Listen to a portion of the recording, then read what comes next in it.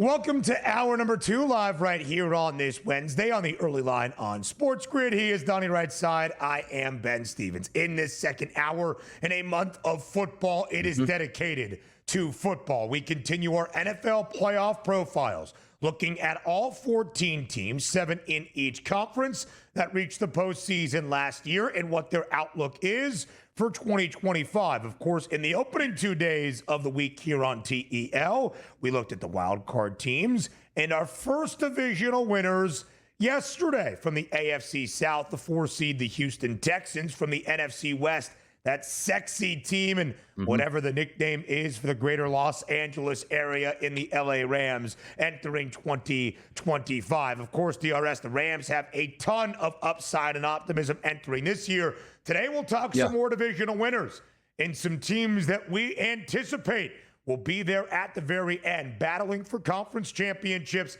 and a spot in a Super Bowl with hopes of a Lombardi Trophy entering the 2025 NFL season. Yep, got to look clean doing it as well because there is some news around the NFL shaking up the lines right now, Ben. Do you want to get there now? Do you want to have some fun with this? Do you want a little fashion police, fashionista look? I do might think take a whole we hour need a on this fashion police, but I think we might want to wait on it so we can see the graphic, hot. right? That was just tweeted out or shared out by the Commanders themselves. That way we can see what you are describing. And I think we should wait and give our guys behind the scenes and our outstanding graphics producer, Jesse Metzger, maybe a minute to just turn that around, DRS. Does that work by you? We start playoff profiles? Can you handle the Ravens this segment while I sort of tune up on this laundry list of items I have here for True Laundry? Do you want to handle the Ravens yourself here while I get loosened up in the bullpen right now? I would. I love the shoulder shimmy. It's always a beautiful thing here on a morning show on SportsGrid.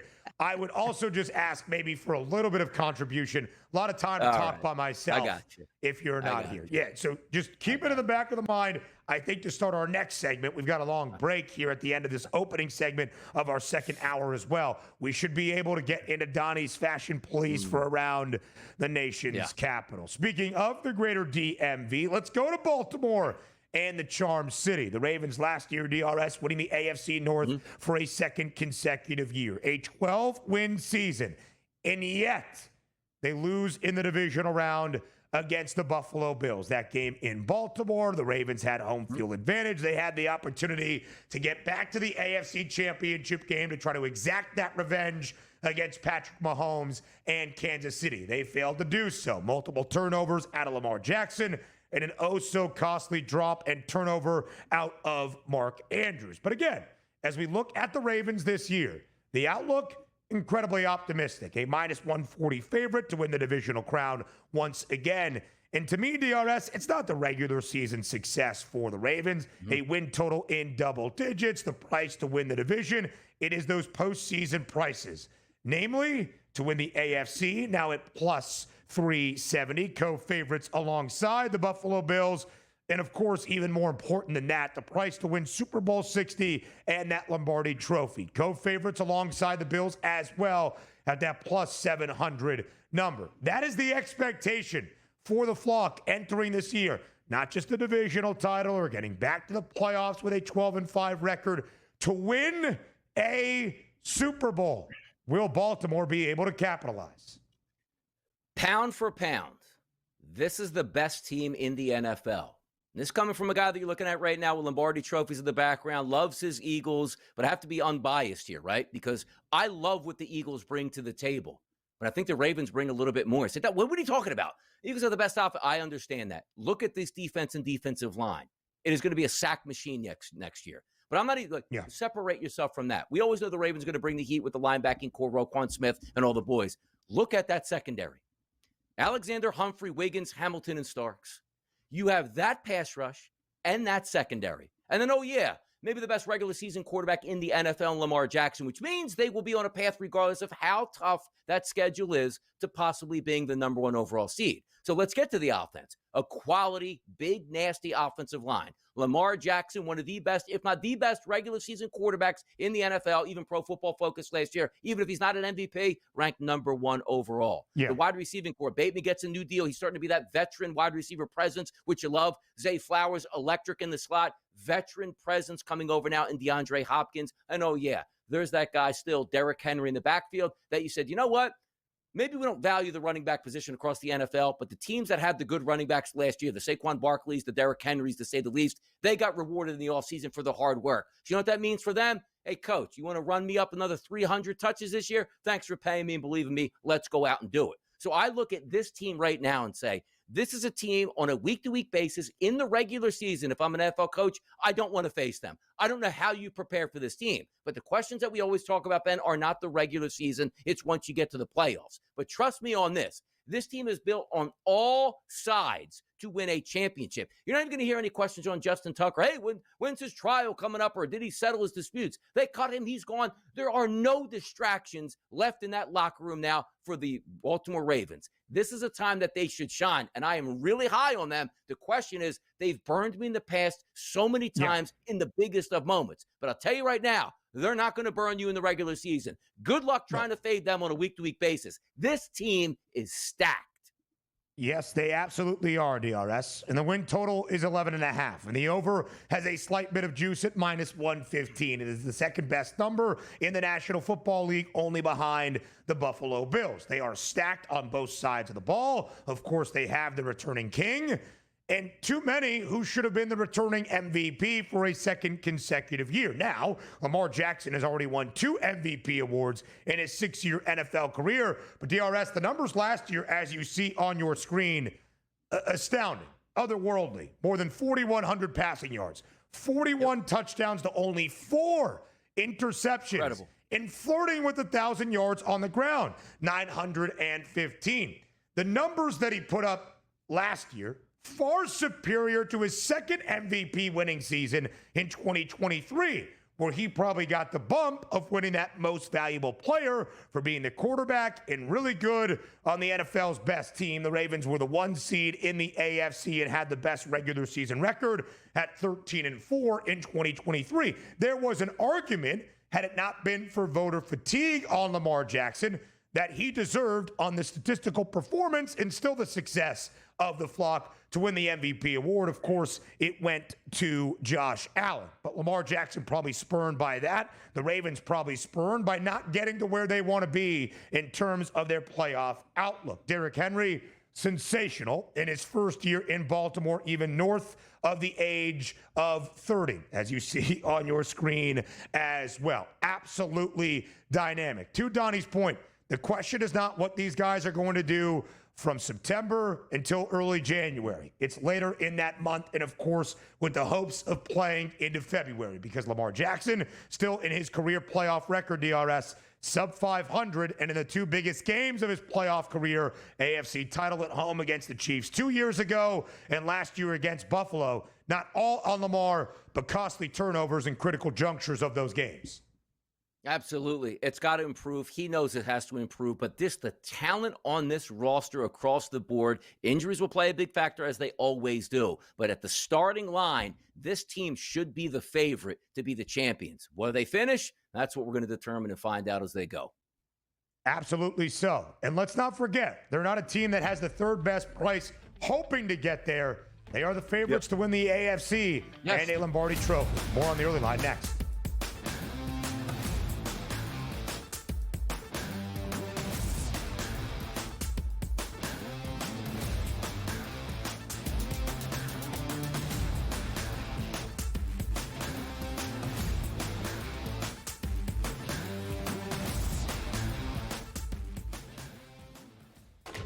Enter into the magical world of McLuck.com, where even the smallest of spins can win real cash prizes.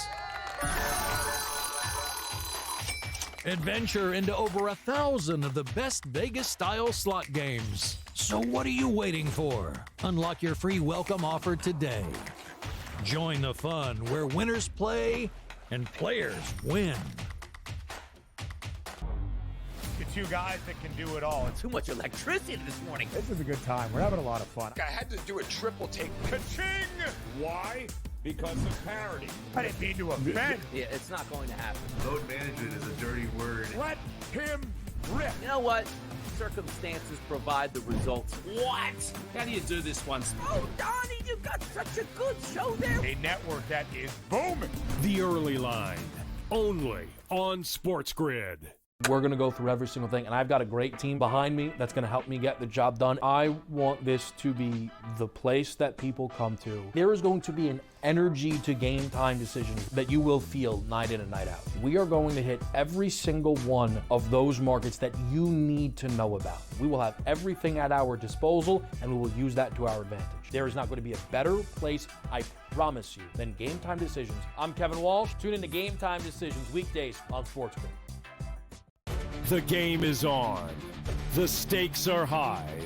But the action isn't just on the field. He's rearranging that ring. Get it inside! SportsGrid's in-game live. Your ultimate second screen experience. A little flyer, couple of 18.5-point live line. Every prop, every play, every day. Anything can happen. That's complete chaos. It's smarter to be on SportsGrid.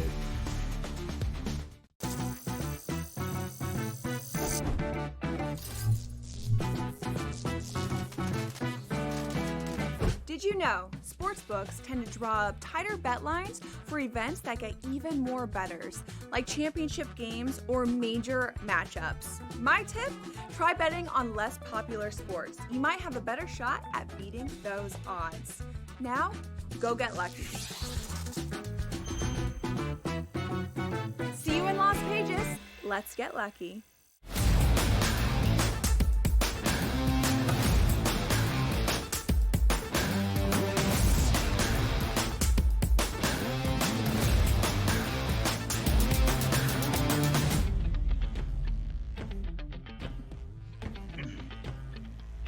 Our NFL playoff profiles continue this week on the Early Line, a team that we discussed earlier this week who has a ton of optimism entering 2025, also has a new alternate uniform, but one that pays, of course, respect to its history. Coined the Super Bowl era jersey for the Washington Commanders. It looks a lot like their former jerseys, but of course, you'll see on the far right, it is the updated logo and the updated team name, just in case you were peering and looking for something. The Super Bowl era uniform fit for old DC, as you will see there. The Commanders will wear this uniform 3 times on Sunday Night Football Week 9, Week 13, and against their bitter divisional foes, the Dallas Cowboys, Week 17 on Christmas. Look, as we evolve as a society, things can't stay the same. We've seen that all throughout our culture here, right? But understand this, like rebranding of teams is a big deal, whether you're just changing the color, changing the team name. Sometimes it's hard to get used to. Like you trip me up for talking about the Athletics all the time. Sacramento, no, not really. I want to call them Oakland. Heck, I still call the Oakland Raiders the Raiders as opposed to the Las Vegas Raiders. Sure. And same thing, it took, how long did it take for the San Diego Chargers rebuild or rebrand to the LA Chargers? I mean, that was one of the hardest ones to absolutely go about. Now, also in Major League Baseball, the Indians go to the Guardians. Guardians is a terrible name. It's stupid, but you just have to accept it at this point. Now, throughout history, like Washington and their former name, which was the Redskins here, was you can't have that anymore. We understand that. But the rebrand of this team was embarrassing. Like remember, like the Washington football team, I would pull my hair out because of how stupid that was. You can come up with a new team name in a matter of seconds and get that right. But the fact that they went with the Washington football team really got to me here. But understand this. The rebrand to the Commanders, I don't love the name, but it's just, like the Guardians. It's a terrible name. The Commanders is an awful name. But understand this.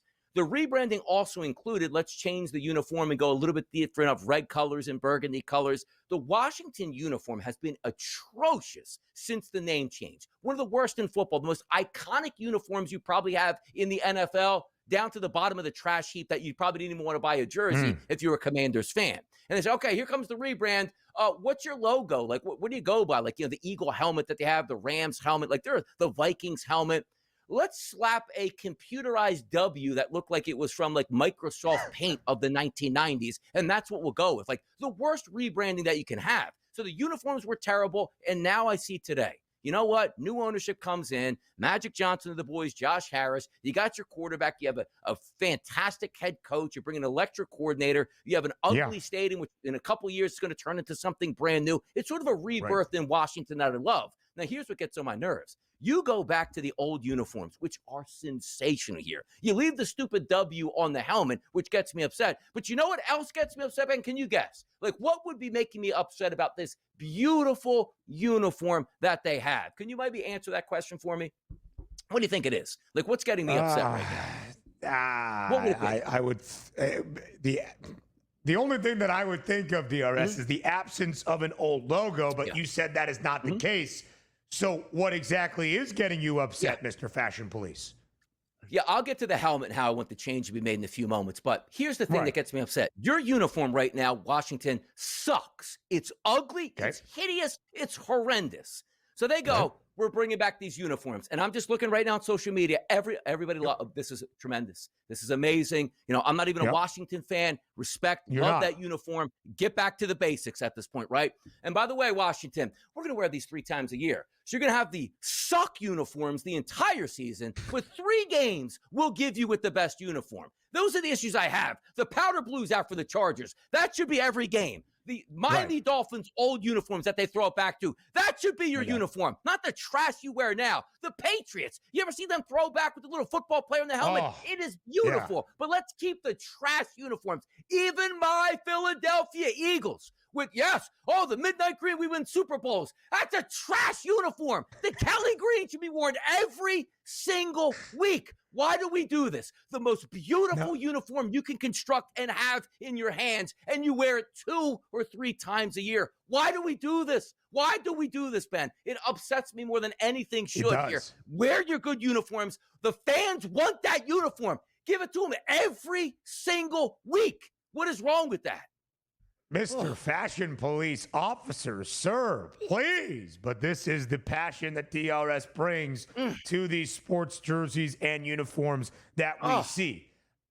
Listen, I agree with you, right? The best uniforms, even if they are a throwback, and we have tried to change through generations, through years, through seasons, all of that, I think should become permanent. The only thing that I would argue, if I'm allowed to play a little bit of devil's advocate here, do they lose some of that special feeling to them if they are not an alternate in just every day? Would it take away some of the ceremony of wearing the Kelly green or the powder blue or the creamsicle in Tampa, or now the Super Bowl era Commanders jerseys if they became the regular jerseys once again? Does that being an alternate and only a few times per year, DRS, heighten the special nature of them? Now, let me ask you a question. Like, tradition-laden franchises Washington have. Let's take it to college basketball, Ben. North Carolina goes to Duke Blue as their new look. What? Can't believe it. And in 2 years, Carolina goes, hey, guys, we're going to give you the baby blue, the Carolina blue, 3 times a year. How about that? We'll throw it back. Why would you do that? It's the same thing. You have a beautiful uniform. Put that on. Look good, play good. Fan base loves it. They'll buy merchandise out the wazoo, and they just want to watch it. Because you know what an Eagles fan I do with the year? I love the Eagles more than anything. But you know what gets me more excited? Like, hey, by the way, that Miami game is the Kelly Green game. Oh, I can't wait to watch that game. Like, added incentive. Every day you should be looking at that uniform. The throwbacks should be once a year to something ridiculous you wore in the 20s, but get back to the basics. That's your uniform, Washington, not 3 times a year, your uniform. Now, if you want to talk quickly about the helmet itself, put a spear on the side of the helmet. Scrub the W. I mean, put the Washington Monument on there. Put a tank on there for crying out loud. Put George Washington on there. Put Barack Obama. Put something different on that helmet than that stupid W. How about that? Man. All open ideas. Mr. Officer is delivering for Josh Harris and company. I think the spear would be cool, like even through the W. Right? Or just a little addition. You have to kill the W. You have the spear right through the head of the W.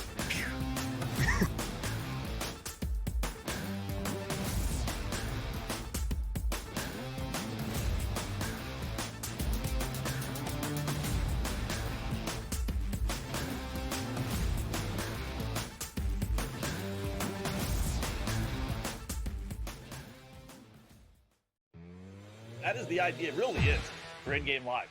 You said it. The home team, who's a double-digit or close to it anyway, favorite, and get off to a bad start and actually have them trailing by 5, 6, 7 to the point where you get it at Pick'em. And I don't know how many times. I'd like to know a stat of how many times a team that's been favored by double digits, trailed by double digits, and actually won the game.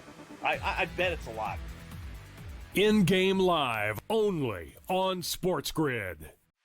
You've got issues up and down here. The bullpen is falling apart, to put it nicely. And have you seen the schedule for the Yankees for the rest of the month of July here? We have Seattle, then we have the Cubs, then you have Atlanta, then you have Toronto again in Toronto. That really didn't go all that well this week. And then you have Philadelphia and Tampa. Good luck to the Yankees in July here. Pharrell Coast to Coast, only on SportsGrid. Devin Booker had to run the point when Chris Paul was hurt. And we're like, Devin Booker's a point guard.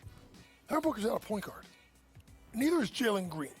So I need to know, once you get rid of Bradley Beal, who cannot be on that team, who is the point guard? And then I think as a sixth man, I actually don't mind it with Jalen Green. Betting above the rim, only on SportsGrid. Time for the Blue Jays to really make another addition at the deadline. They just got Max Scherzer back. Can they get another pitcher to help out with the pitching staff, which I still think is their biggest issue? They're looking in to be in a good spot right now. And also, Tom, like just the evolution of handicapping, right? Early in the season, I don't want to take this Blue Jays lineup. It's really bad. Now the past couple weeks, every day I'm looking at the Blue Jays going ooh, team total, RBI chances, guys that weren't household names at the beginning of the year. Pro Baseball Today, only on SportsGrid.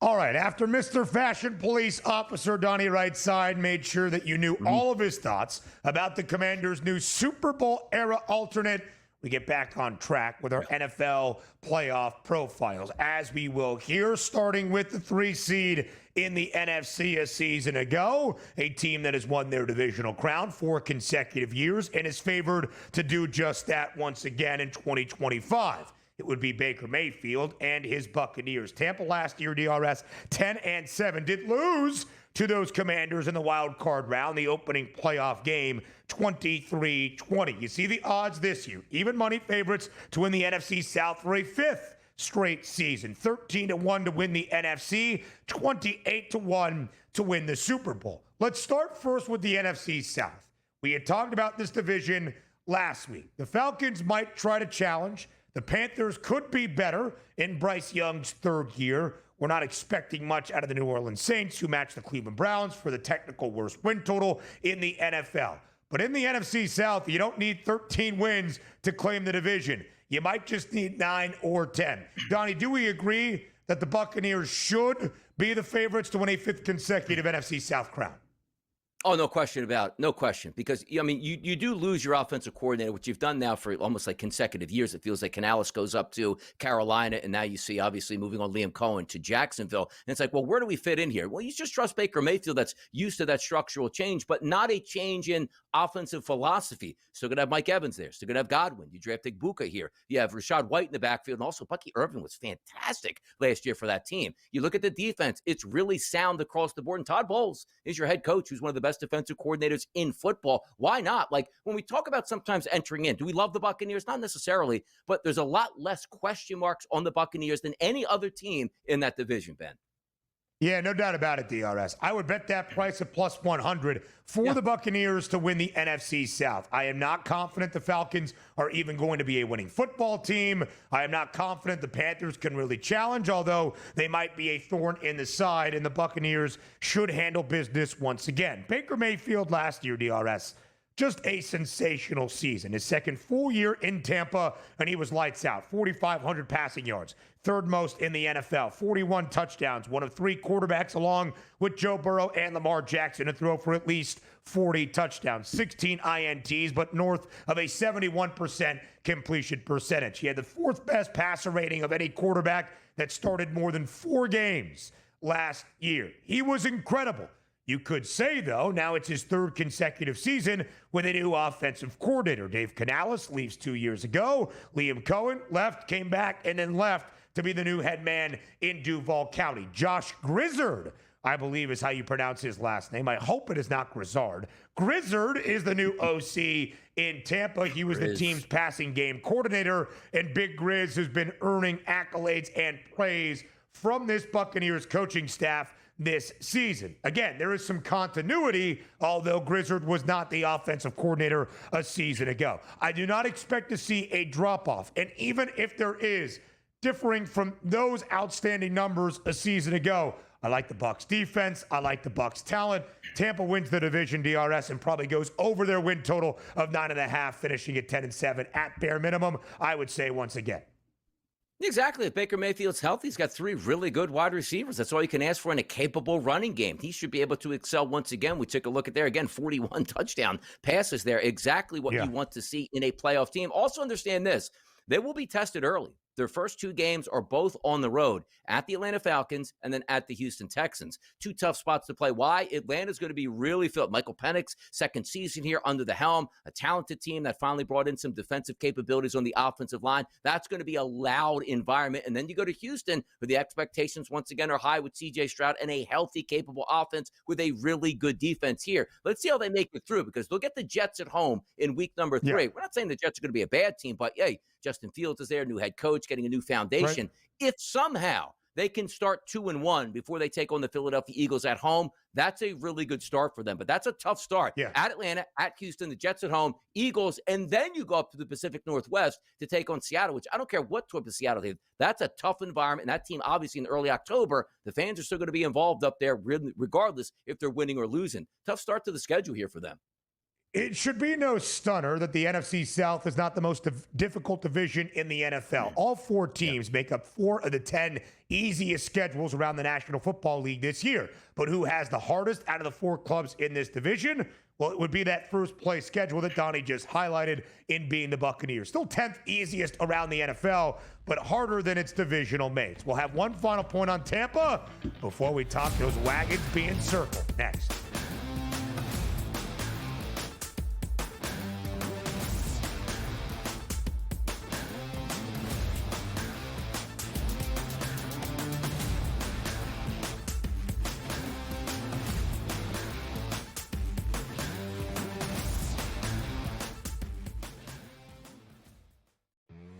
That is the idea. It really is for in-game live. You said it. The home team who's a double-digit or close to it anyway favorite and get off to a bad start and actually have them trailing by 5, 6, 7 to the point where you get it at pick'em. And I don't know how many times. I'd like to know a stat of how many times a team that's been favored by double digits, trailed by double digits, and actually won the game. I bet it's a lot. In-game live only on SportsGrid. You've got issues up and down here. The bullpen is falling apart, to put it nicely. And have you seen the schedule for the Yankees for the rest of the month of July here?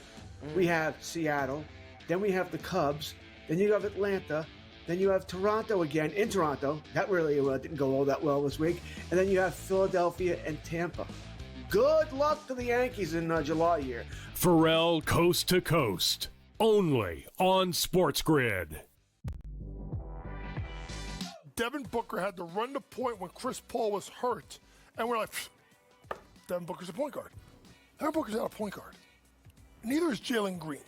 So I need to know, once you get rid of Bradley Beal, who cannot be on that team, who is the point guard?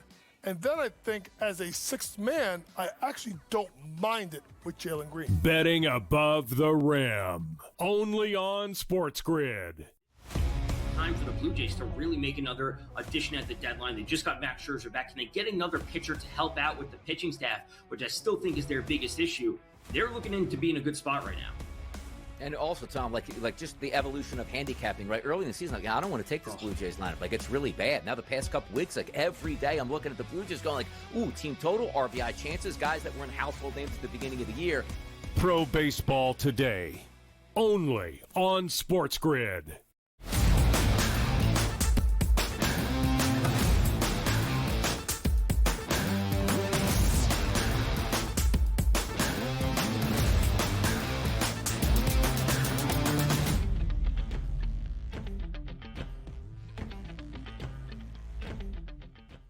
Back to our NFL playoff profiles in just a moment, but a bit of breaking news around the NBA. Speaking of playoff profiles, done better than that of our reigning NBA champs now, the Oklahoma City Thunder, and a fun offseason in OKC with championship parades and big contract extensions continue. Shai Gilgeous-Alexander, the richest man in NBA history. Heck, even roll guys like Jalen Williams getting paid as well. That would be Jalen Williams, Jaylin, not J-Dub, the starter in the starting five.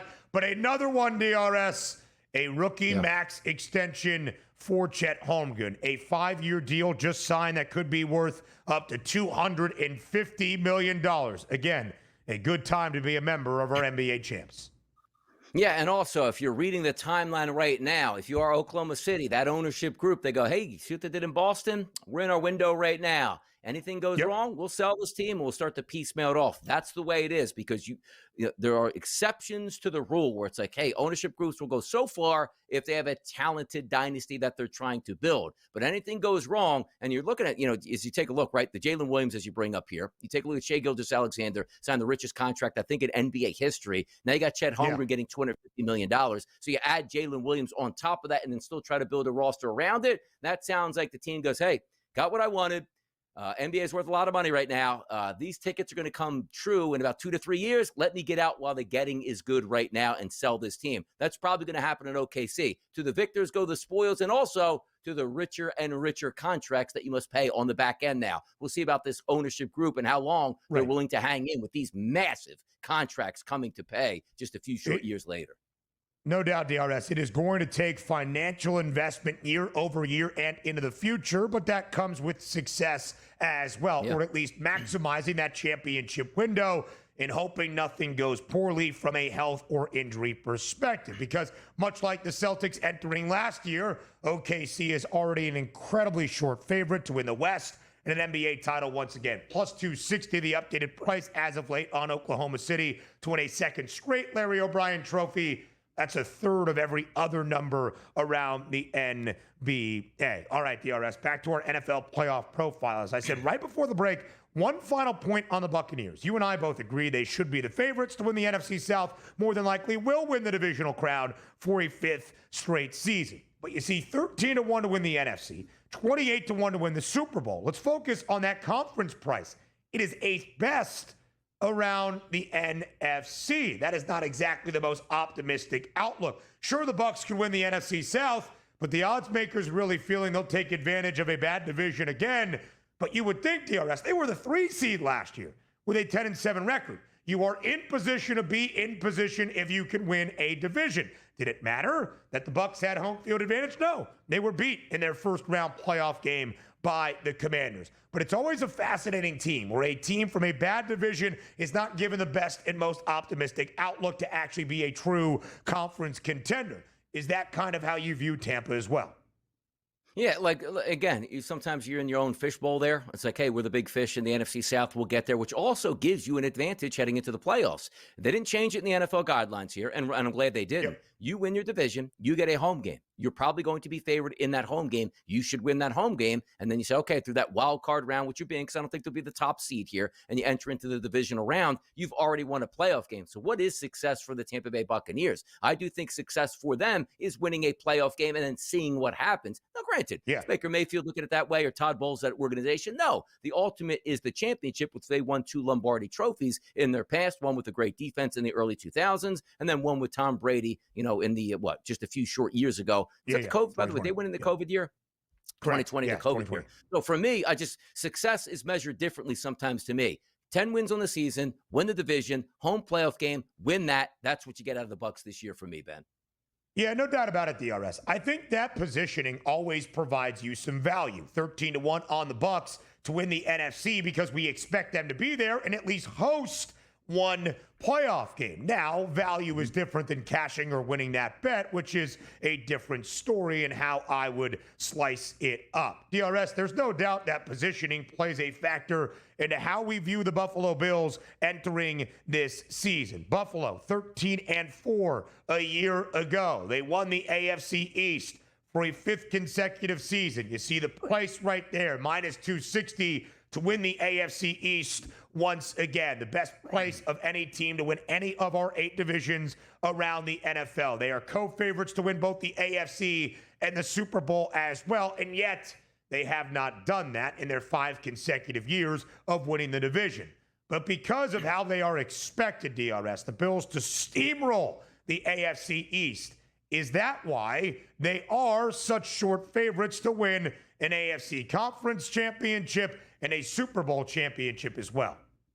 Yep, that's how you play it out. You can't, it's, again, we're trying to predict the Super Bowl champion going through 17 games and then into the playoffs. But if you just try to take it at its common element here, you look at the Buffalo Bills, are they a good team? Yes, they are. Are they the most talented team? No, they aren't. We just talked about, a team of the Baltimore Ravens in the AFC that pound for pound will smoke the Buffalo Bills. Oh, Donnie, but they lost last year. Yeah, I understand that. But hear how this plays out at this point. If you are the Buffalo Bills and you do win your division and they give you 5 layups, right? You have 6 games, you win 5 of those right off the bat. You might even go 6-0. That puts you in position now even more so than in the past where there used to be 2 bye weeks, which were fantastic. 2 teams got the rest. 2 teams got to wait on their opponents. That's no longer the case. It's 1 team that gets the rest. That's the big ticket prize. And the Buffalo Bills, forget about the team they have. Love Josh Allen, love the running back, got a couple capable wide receivers. The defense will always be in play. But if you are the top seed, that means the AFC Championship goes through your own building. So what happens? A worst case scenario, you're in a pick'em at home against the Baltimore Ravens in the AFC Championship. If it plays out that way, you don't want to be on the road because you will not be favored at that point. The easiest path to the Super Bowl is getting the number 1 seed. That's why the Buffalo Bills are favored, because to me, I look at the schedule, which includes that weak division, which means they should get the 1 seed. Hey, why not? You tell me right now. I'll give you a hint. Like, if the Eagles get the 1 seed in the NFC and the Bills in the AFC, I'll take both of those teams to get to the Super Bowl. Why? Every game is at home, and they got the break that nobody else got the break with the rest of being that number 1 overall seed. There's no doubt about it, DRS. And there's been some reshuffling of the odds by a couple of cents throughout this offseason. But basically, it's been Buffalo and Baltimore as co-favorites to win the AFC and a Super Bowl in front of the Chiefs. I have already shared why I take umbrage with that idea, given that neither of those 2 teams have been able to oust Patrick Mahomes and Kansas City. But that is why Buffalo has that price, because where they are in front of Baltimore is to be that 1 seed in the AFC. Plus 260 the price on the Bills, plus 350 the number on everybody else. DRS, when you look at Buffalo, they have the best win total in the NFL, 11.5, and the over a hefty bit of juice at minus 165. But here is the question on Buffalo, and it remains in this Josh Allen era. They have won the AFC East 5 consecutive years. They've had home field advantages in playoffs past as well. They have been ousted by KC 4 of the previous 5. They have been ousted in the division round 3 of the last 5 as well. Will this 6th straight year of winning the AFC East and all that great position allow the Buffalo Bills to finally get to a Super Bowl for the first time in more than 3 decades? Look, again, the odds-on favorite would be if they're the number 1 overall seed, they probably should get there. But to be honest, it's a good offensive line. Josh Allen is a tremendous quarterback. And, we're still waiting on Cook to get paid, so he's happy. But the question is, can he stay healthy all the way through? And the wide receiver position, we love Khalil Shakir. It's a great slot wide receiver. But Keon Coleman, who, outside of his interviews, didn't really do much on the field last year. And Palmer is another wide receiver, got a couple decent tight ends. This isn't the overwhelming team. Like Buffalo, I thought had much better skill sets, Ben, over the past, let's just say 3 to 4 years with Josh Allen, and couldn't get it done. Now they just have a better chance because the division is weaker and the schedule is weaker for them to line up. But for me, no, I'm not taking the Buffalo Bills to win a championship. But having said that, they still should be that number 1 overall seed, which gives them a great shot to win it all. No doubt, DRS, that positioning will be key. But much like you, until I see it happen, I will not bet it. Could it happen? Would I be stunned? Not at all. But until I see it, Until Buffalo or Baltimore beats Mahomes and KC, I won't bet it. More next.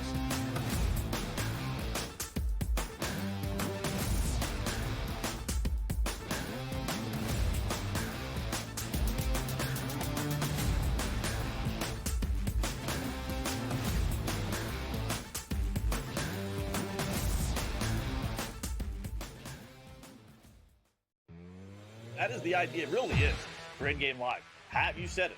The home team, who's a double-digit or close to it anyway, favorite, and get off to a bad start and actually have them trailing by 5, 6, 7 to the point where you get it at pick'em. And I don't know how many times. I'd like to know a stat of how many times a team that's been favored by double digits, trailed by double digits, and actually won the game. I bet it's a lot. In-game live only on SportsGrid. You've got issues up and down here. The bullpen is falling apart, to put it nicely. And have you seen the schedule for the Yankees for the rest of the month of July here? We have Seattle, then we have the Cubs, then you have Atlanta, then you have Toronto again in Toronto. That really didn't go all that well this week. And then you have Philadelphia and Tampa. Good luck to the Yankees in July here. Pharrell Coast to Coast, only on SportsGrid. Devin Booker had to run the point when Chris Paul was hurt. And we're like, Devin Booker's a point guard. Devin Booker's not a point guard. Neither is Jalen Green. So I need to know, once you get rid of Bradley Beal, who cannot be on that team, who is the point guard? And then I think as a sixth man, I actually don't mind it with Jalen Green. Betting above the rim, only on SportsGrid. Time for the Blue Jays to really make another addition at the deadline. They just got Max Scherzer back. Can they get another pitcher to help out with the pitching staff, which I still think is their biggest issue? They're looking in to be in a good spot right now. And also, Tom, like just the evolution of handicapping, right? Early in the season, I don't want to take this Blue Jays lineup. It's really bad. Now, the past couple weeks, every day I'm looking at the Blue Jays going ooh, team total, RBI chances, guys that weren't household names at the beginning of the year. Pro Baseball Today, only on SportsGrid.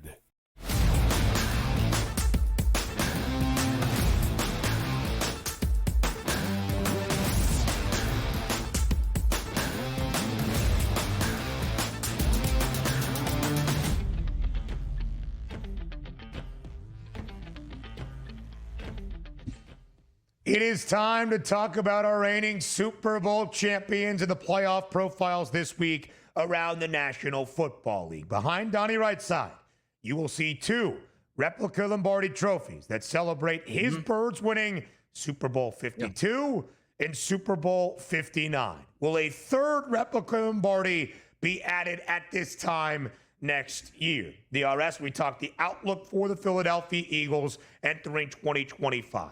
14-3 last year, but still the 2 seed behind, of course, the Detroit Lions, who finished with 15 wins. But when it came to the postseason, nobody better than Philly. They hammered Kansas City 40-22 in Super Bowl 59 in the Big Easy. And of course, as we know, that score a little bit misleading. It was all Philadelphia 40-6 as we entered the 4th and final quarter. To win the NFC East once again, -135. But we have not seen a repeat champion in that division now in 20 years. They are the favorites, that being Philadelphia, to win the NFC at +370, slightly about a $0.50 behind both Buffalo and Baltimore at +750 to win Super Bowl 60. DRS, you tell us, as the Birds backer and lifelong Philly fan, what does success look like for your Eagles in 2025? I mean, when you've been to a couple Super Bowls the past few seasons and you won one of those and you're bringing back the majority of your football team, usually the expectations will be to go back and win a championship. But this isn't the NBA or Major League Baseball or the NHL where they go like, schedule's the schedule, get out there and get after it and see what you can do. In the NFL, they tilt that opposite into direction. You don't get as good a draft pick here. And more importantly, you get the toughest schedule in the NFL based on last season's scheduling. Why? You play a first-place schedule, and the crossover games are against first-place teams. And also now you're taking a look at playing the AFC West and also the NFC North. So you say, oh, my goodness. Like now you have 2 of the best divisions that you are going to play, and they'll compound it. The swing-over games are against number 1 teams. Now, having said that, you do have Jalen Hurts, who's now taking the step in that evolution at quarterback from going, you know what, I was a good young player and a little bit green. And sure, I went to a Super Bowl and I played well in that Super Bowl and I played Mahomes. We just didn't win. Yep. The following season was a fall apart. But now you said, you know what, I got it together. In the biggest moments, I am the best player. I just won a Super Bowl, talking as Jalen Hurts. I just won the MVP in the Super Bowl. You know who that other quarterback was again? I outplayed 2 times Patrick Mahomes, who might go down as the most talented quarterback in the history of the NFL. So when I go toe-to-toe with somebody else or another good football team, the expectations are, I'm going to beat you. I don't care how good you are. I've done that in the past. But look at the Eagles' offense, the best offensive line in football, a quarterback that just won the Super Bowl MVP, the best running back in football. You take a look at the best combination of wide receivers on 2 starters in the NFL. That's A.J. Brown and that's Devontae Smith. That's a great start here. Vic Fangio, who this team could not get it together on defense. They go out and say, who is the best coordinator on the market that the minute he gets here will automatically be a better defense? It was Vic Fangio. He was sensational last year. And you know what his number 1 offseason acquisition was?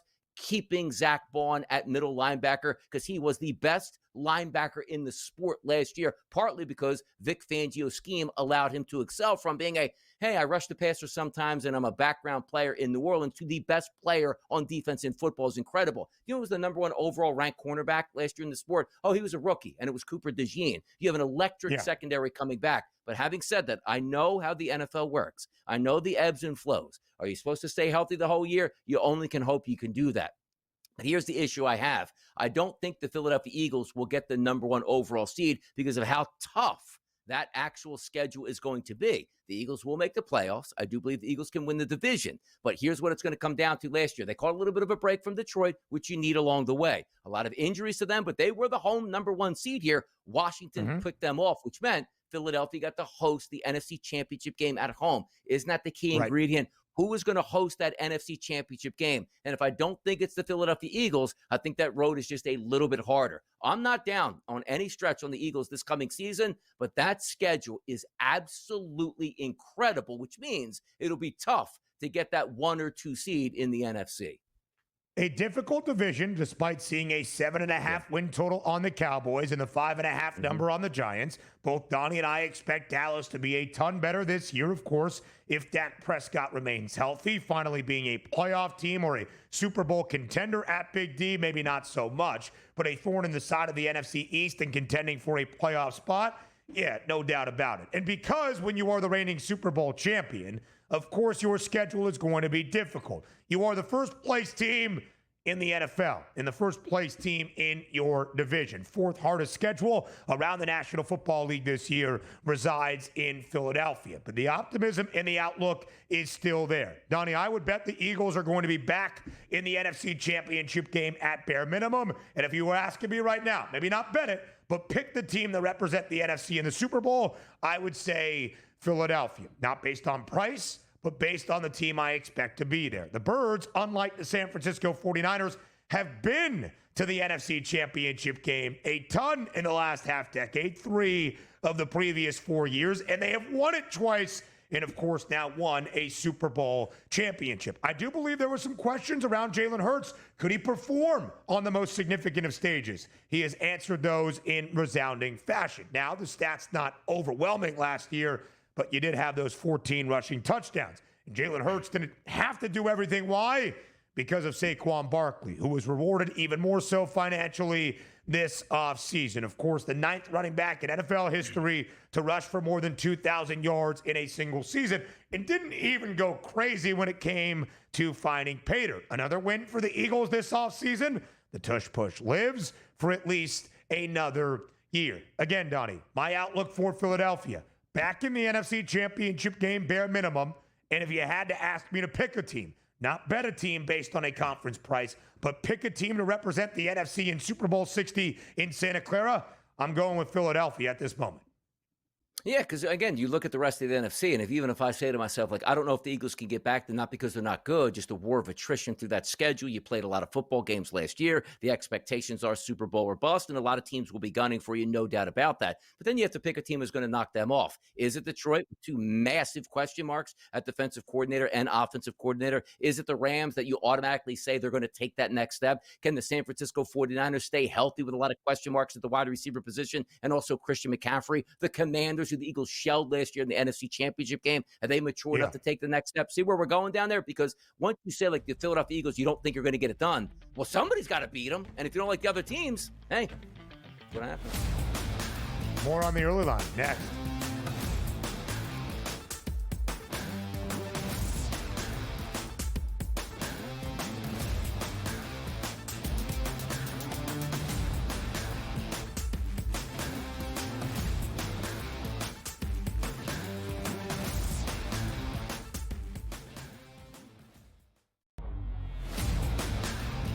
I say, you crank that Soldier Boy, right? You Darvish back on the mound. Haven't seen this guy in a minute right now. Yeah, man, crank it, man. Get it going up. Get the high. Yeah, let's go. Crank that Soldier Boy up here. Yeah. I mean, come on, man. That was big back then. Where were you? Senior high school? Or maybe even in grade school? Dude. Bar mitzvah slate. In the bar mitzvah slate each and every weekend. The young Benny Steve was out there hitting it. The early line, only on SportsGrid. I mean, Houston beat the snot out of the Dodgers, 18-1. And this is what happens here. Oral Hershiser doing the game for the Dodgers brings up the cheating scandal, going, oh, they must know the science because they're hitting curveballs like they know it's coming. It's like, oh boy, did you really want to go down that rabbit hole again here? I think this is one of those nights where they got destroyed. Yeah, hey, it happens in baseball here. But just found that an interesting comment by Oral Hershiser. Start bringing up the cheating scandal again. Fantasy Sports Today, only on SportsGrid. Things you have to look at is what the team has the following day, especially when it comes to bullpen usage. You know, a lot of the things I like to attack is you see these extra inning games, these games get drawn out, these bullpens get worn, or if someone gets shelled the first 3 innings and they got to go to the pen, early, that's a good spot to kind of hop in the middle of the next game. You got a tired bullpen, right? You try and take advantage there, maybe with an over, maybe with the money line. You're getting plus money on a favorite at that point. In-game live, only on SportsGrid. Tony Gwynn had 107 career at-bats against Greg Maddux. Never struck out once. Oh, that's nuts. In 107 times. 107. Cam, if you took the modern player and said, are you going to face Maddux 107 times in a row? Like Vlad Guerrero Jr. and these guys, they'd strike out like 62 times type thing. Exactly. It'd be like 80 times. It'd be like whiffing. Sports Rage tonight, only on SportsGrid.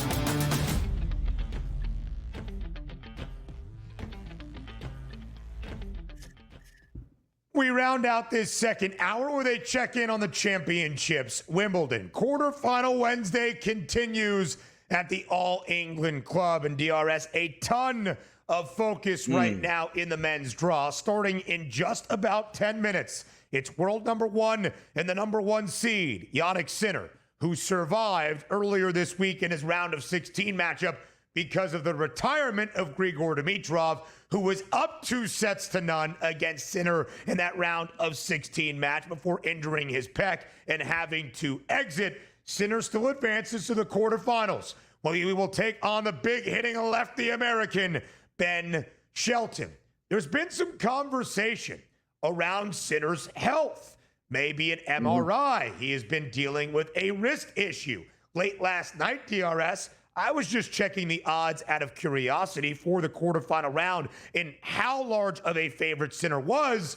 Those odds were locked as some of that injury news started to sprinkle out there. They are back. They are open. We are about 10 minutes from first serve, and Sinner is still a hefty favorite at minus 315. But the young American, Ben Shelton, plus 250 is that updated number on a sports book that shall not be named. Yeah, let's see what happens here with the American. Can we sort of crash the party over there at the All England Tennis Club? Would be great. And also, Ben Shelton's in a good spot because we don't know if Sinner is injured or just not playing good tennis. But that's great because what happens if Sinner, instead of like, hey, Dimitrov knocks him out because, my injury, and it wasn't an injury, and he clean swept that guy. Like, oh, man, this guy's coming in a really good form trying to take you out. He's probably in the lowest form he can be at. So Ben Shelton, no excuses, man. Go out and take care of business here and get to the next round, which is the championship round, right? We're in the Final Four, basically? Well, it would be the semifinals coming our way on Friday before we get to that men's final on Sunday afternoon. Just quickly an update, DRS, what we are seeing right now in the women's quarterfinals on this Wednesday. Iga Swiatek looking really good on grass. She is just a few points away, I think, live right now as I am seeing it. Match point in her quarterfinal after taking the opening set. She is up 6-5 here, and it is 40-15. I do not know who is serving at the moment. Swiatek moments away from getting into the semifinals.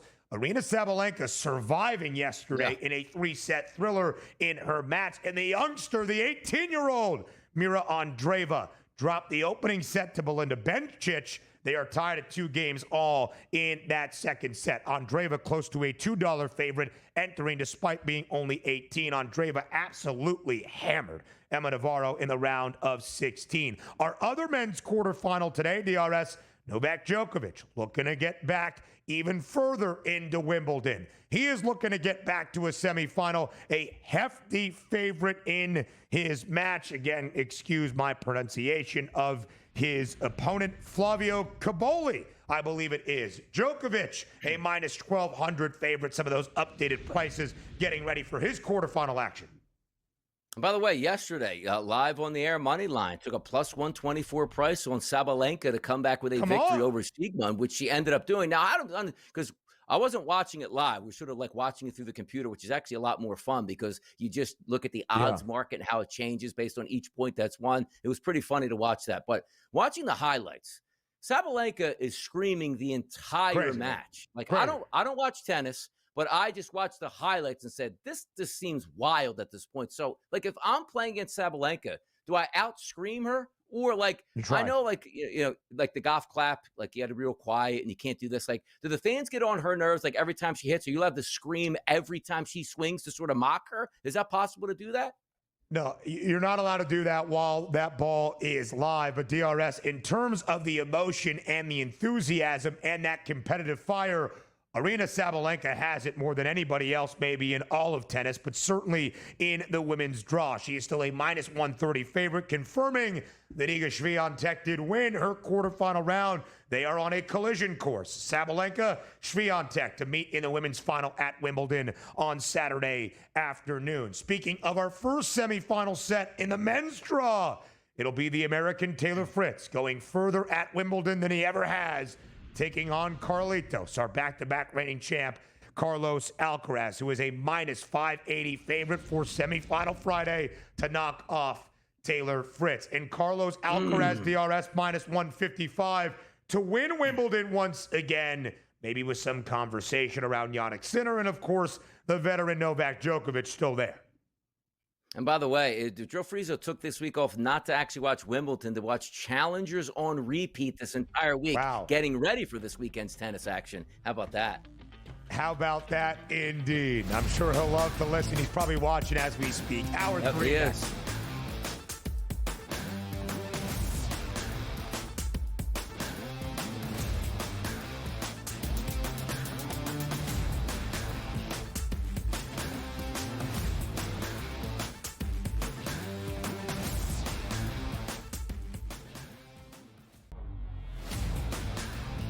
I say, you crank that Soldier Boy, right? You Darvish back on the mound. Haven't seen this guy in a minute right now. Yeah, man, crank it, man. Get it going up. Hit the high. Yeah, let's go. Crank that Soldier Boy up here. Yeah. I mean, come on, man. That was big back then. Where were you? Senior high school? Or maybe even in grade school then? Bar mitzvah slate. In the bar mitzvah slate each and every weekend. The young Benny Steve was out there hitting it. The early line, only on SportsGrid. Tony Gwynn had 107 career at-bats against Greg Maddux. Never struck out once. Oh, that's nuts. In 107 times. 107. Cam, if you took the modern player and said, are you going to face Maddux 107 times in a row? Like Vlad Guerrero Jr. and these guys, they'd strike out like 62 times type thing. Exactly. They'd be like 80 times. They'd be like whiffing. Sports Rage tonight, only on SportsGrid.